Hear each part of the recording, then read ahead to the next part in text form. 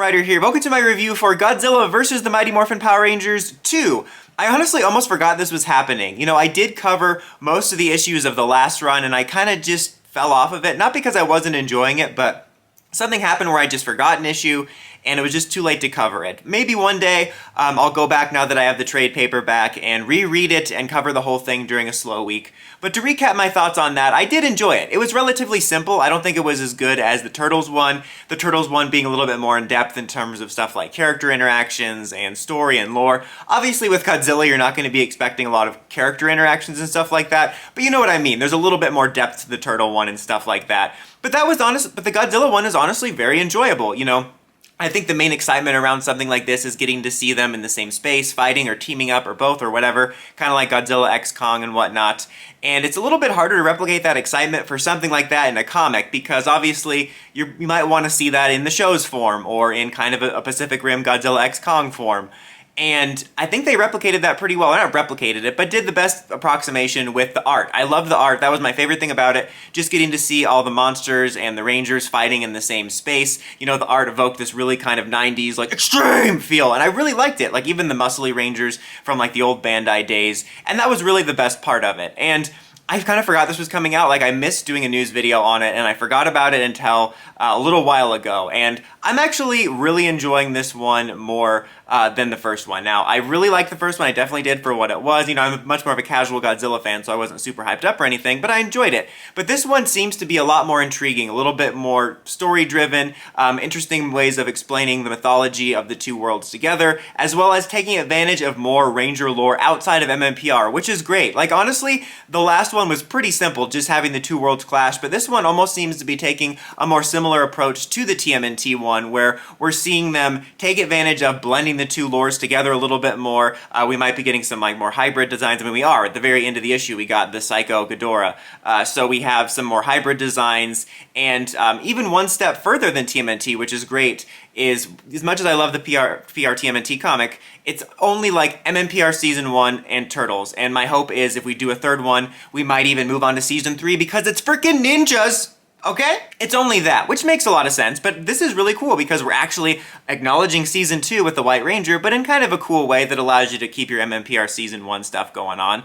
But also, you know, when Rita fell through the multiverse and sort of the cliffhanger setting this up, you got to see a bunch of different teams in there. Who knows what we'll incorporate from that, but we obviously already have Astronema and the Psycho Rangers working with Rita. So I think that's really cool. Like, reading this, it automatically reminded me of how much I loved the TMNT comic, blending together everything in a much cooler way where it felt like it almost naturally fit together, and that's kind of the way it feels here too. But the fact that taking one step further than that comic, we're actually taking advantage of beyond MMPR Ranger lore. And I'm not one of those people that's like, why are you still doing MMPR? Do Time Force! Because it won't sell. The casuals don't care about Time Force, and they don't have to.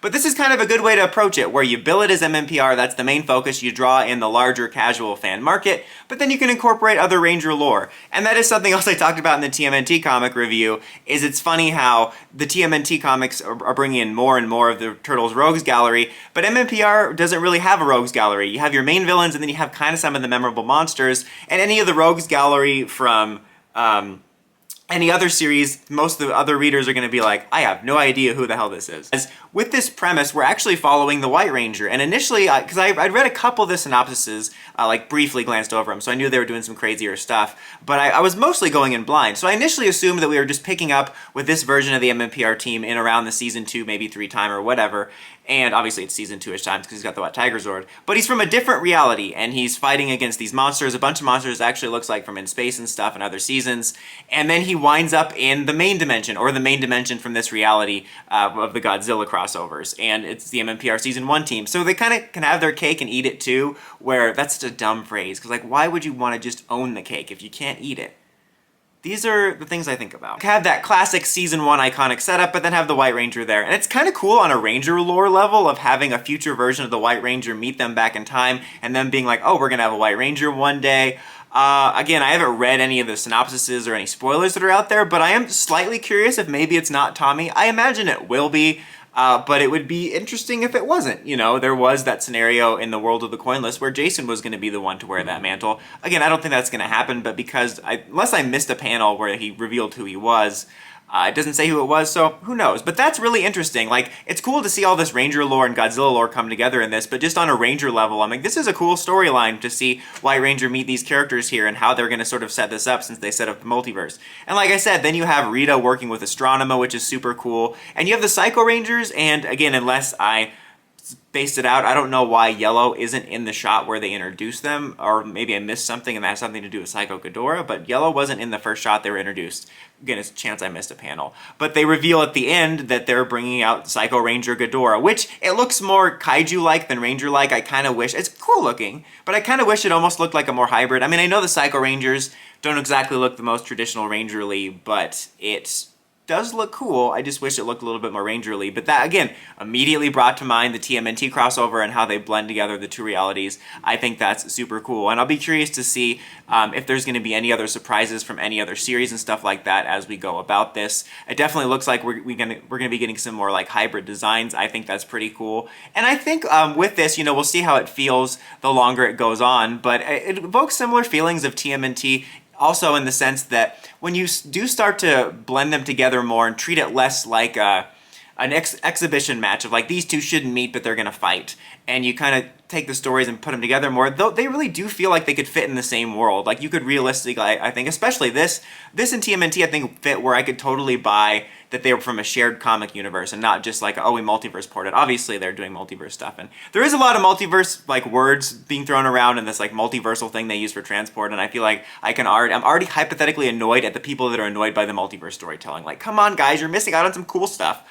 But yeah, I really enjoyed this. You know, like I said, I baseline enjoyed the first one. I very much did. I wasn't super hyped for it, but baseline enjoyed it. But I enjoyed this a lot more than I thought I was going to, just because I'm more excited by the story. You know, I know it's not going to be the most intriguing Academy Award-winning story, but it's a lot more engaging as I'm really curious to see how the story unfolds, to see what mythology they take advantage of from PR, from Godzilla, how they blend the two together. It evokes very similar feelings to when I was reading the TMNT comic, and I'm really excited actually, and I'm definitely going to try to keep up with it this time. And like I said, I might go back and review the full series and read the trade paperback maybe in the coming weeks when it's a slow week. And man, what a perfect time, which I'm sure they planned to drop it when we're kind of riding this Godzilla hype as a society. With Godzilla x Kong just did extremely well. Obviously coming off Shin Godzilla, there's kind of this little mini renaissance right now with Godzilla, although it's not mini because, you know, Godzilla's size and stuff like that, but that was a stupid joke. Just a stupid joke observation. I don't know. But regardless, good timing for that. But what do you guys think of this comic? Have you checked it out? Do you like the fact that they're taking advantage of more Ranger lore and mashing the lores together a little bit more? Let me know in the comments as always. Until next time, don't forget to like, comment, subscribe, and climb the steps and ring that bell to get notifications for my videos. Dawson Ryder, signing out.